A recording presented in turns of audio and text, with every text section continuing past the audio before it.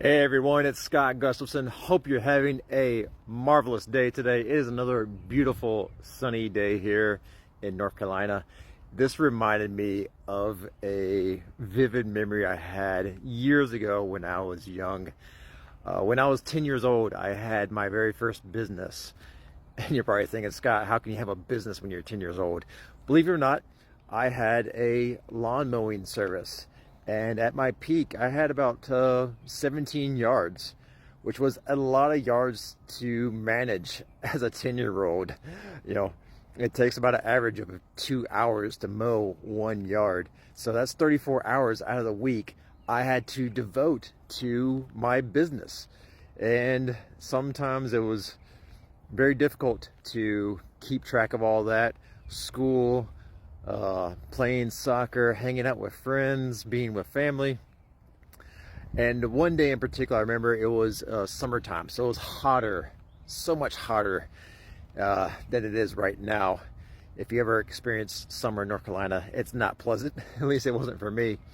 But on this particular day, I remember I can't understand for the life of me, I had this really nasty cold. And my dad had come out to help me mow one of my clients' yards. And he said, hey, I'll finish writing the rest of the yard. You go home and trim the yard, our yard, my family's yard. For those of you who don't know, trimming means push mowing around trees, you know, areas where the riding mower can't get to. Well, in my head, I thought he meant push mow the entire yard. And so I just started push mowing the entire yard. And just imagine 90-degree weather. I am just drenched with sweat, having cotton shirts on, covered in sweat, just the heaviest thing you can have on you.